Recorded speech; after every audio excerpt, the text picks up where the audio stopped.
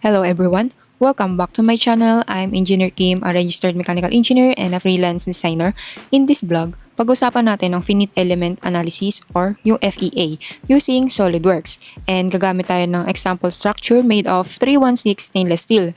I-explore natin kung ano ang FEA, paano ito ginagawa step by step using SolidWorks, and bakit napaka-importante ng property na tinatawag na yield strength para masabi natin kung safe ba ang isang design. Okay, so ano nga ba ang FEA? FEA stands for Finite Element Analysis. Is a numerical method na ginagamit ng mga engineers para ma-analyze ang stress, strain, and deflection ng isang structure.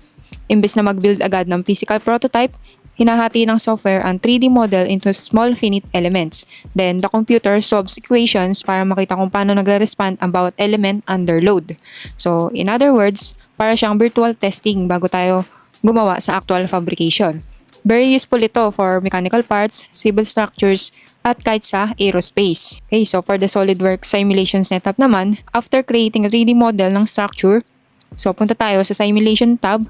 Una natin gawin is mag-select tayo ng material. For this demo, we'll choose AISI 316 stainless steel. So bakit ito yung gagamitin natin? Kasi ito yung mas commonly na ginagamit sa mga industry dahil sa corrosion resistance at decent strength, kaya ginagamit sa food processing, marine at chemical applications. Okay? Next one is the yield strength. So ano nga ba ang yield strength?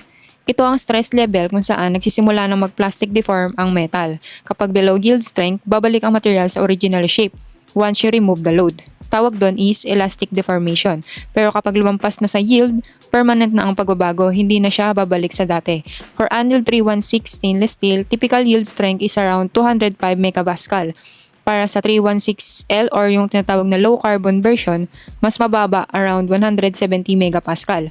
Tandaan, depende pa rin ito sa actual product form at supplier, kaya kailangan i-check ang material certificate sa real projects. Ang role ng FEA dito ay i-compare ang computed stress sa yield strength para malaman kung safe ang structure. And for the results and interpretation naman, we have the stress plot. Let's say the maximum von Mises stress under 150 Newton load is around 2 to 3 megapascal. That's why below the yield strength of 205 megapascal, so safe na safe ang structure. For the factor of safety naman, yield strength divided by maximum stress. So let's say we have 205 megapascal divided by 3 megapascal, so equivalent to approximately 68. That means napakalaki ng margin, which makes sense kasi maliit lang talaga yung load. And for the displacement naman, expect very minimal deflection, halos hindi visible sa real structure. Pero still, dapat i-check kung may allowable deflection, limit ang design code. That's all for today. Natutunan natin kung paano gamitin ang SolidWorks Simulation para sa 316 stainless steel structure under 150 Newton load. Always remember, FEA is just a tool. Nasa engineer pa rin ang judgment kung practical at cost-effective ang design. Kung nagustuhan nyo itong breakdown, don't forget to follow, like, share, and subscribe para sa more content about design, simulation, at real-world engineering projects.